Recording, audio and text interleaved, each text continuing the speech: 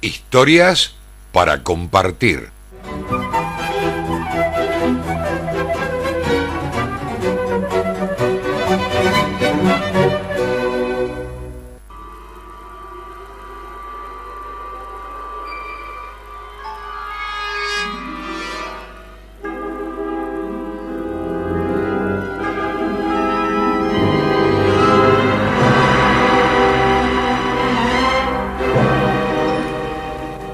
Hoy vamos a referirnos a Drácula.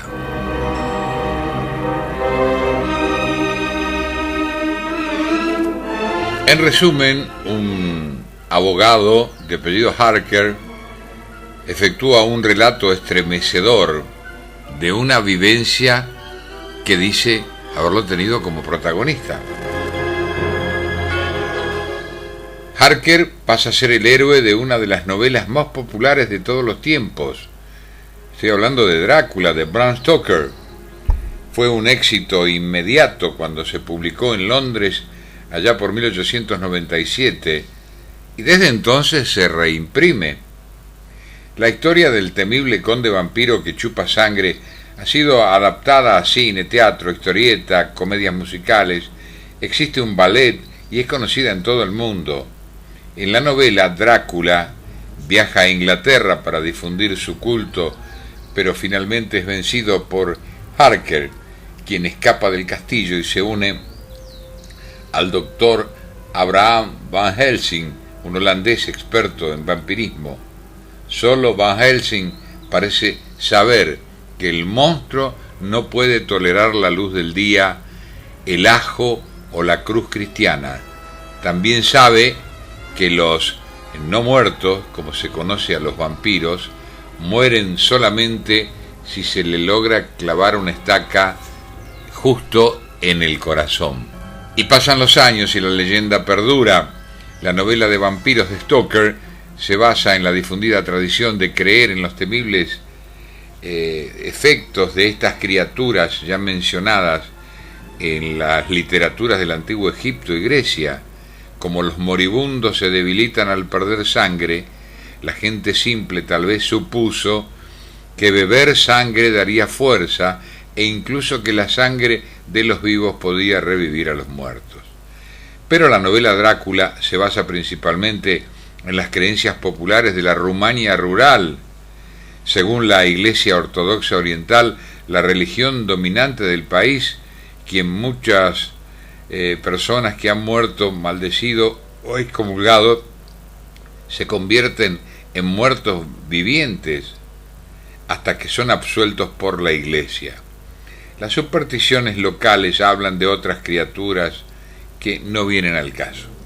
Las leyendas rumanas sugieren que ciertas personas como niños ilegítimos o sin bautizar, brujas y el séptimo hijo de un séptimo hijo están condenados a ser vampiros.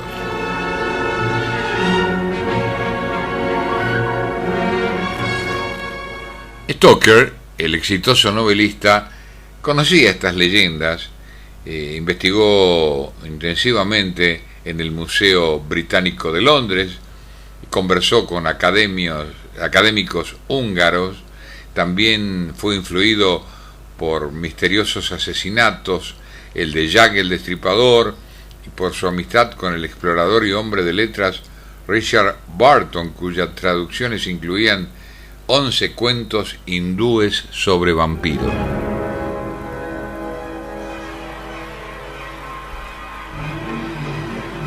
Hay diversas interpretaciones sobre este tema.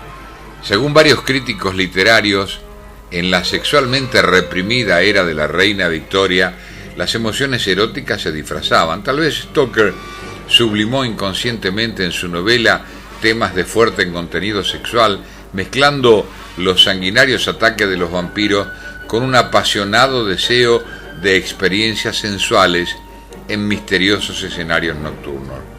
Harker, que es quien había difundido la idea primigenia, responde románticamente cuando tres jóvenes seguidoras de Drácula se acercan con sus gestos y cuerpos seductores a su cama.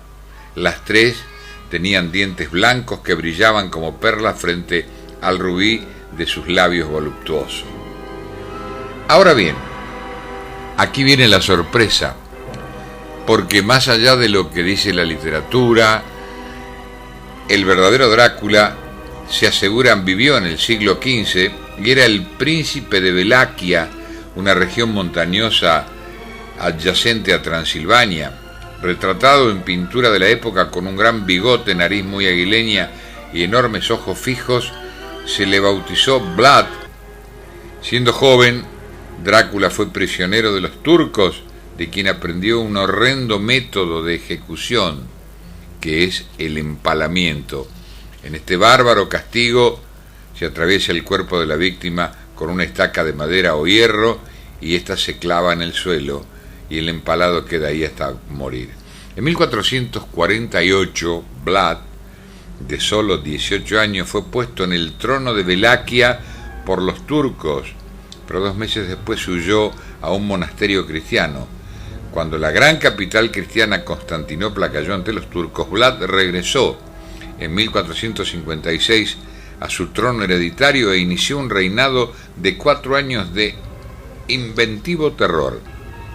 Ahora, la pregunta que se hacen los investigadores, si Drácula fue simplemente un sádico o sus crueles depredaciones tenían un fin político.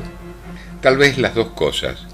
Cuando unos emisarios de la corte turca no se quitaron los turbantes en su presencia, ordenó que se les clavara por la cabeza, ciertamente un audaz gesto de independencia.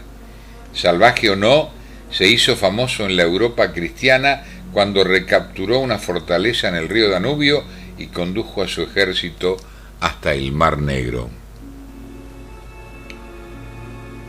Por otra parte, cuando sus tropas regresaron, sus propios súbditos falsificaron cartas que sugerían que se entregaría a los turcos y Drácula fue aprisionado sumariamente por el rey Matías de Hungría durante 12 años. Tal vez los valaquianos estaban asqueados por la asombrosa variedad de castigos de su príncipe, que incluía el despellejar en vida a sus enemigos. Durante su encarcelamiento, Drácula, que podía ser insidiosamente encantador, se hizo amigo de sus guardias, quienes le daban ratones y otros animales pequeños para que se divirtiera en su celda ensayando torturas.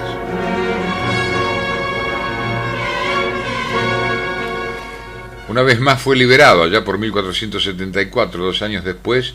Drácula reclamó el trono de Valaquia por tercera vez, pero murió en una batalla contra los turcos 2 meses más tarde, cuando tenía apenas 45 años.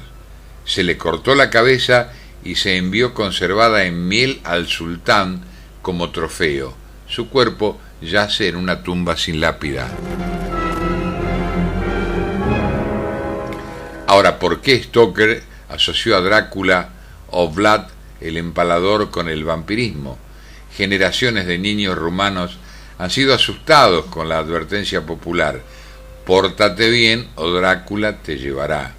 Pero también existe la creencia de que el heroico líder regresará si su país se ve amenazado. Es posible que la persistencia de la leyenda del Empalador fuera irresistible para un autor que quiso usar en su novela el vibrante folclore local y las misteriosas montañas del este de Rumania, abierta a la creación literaria.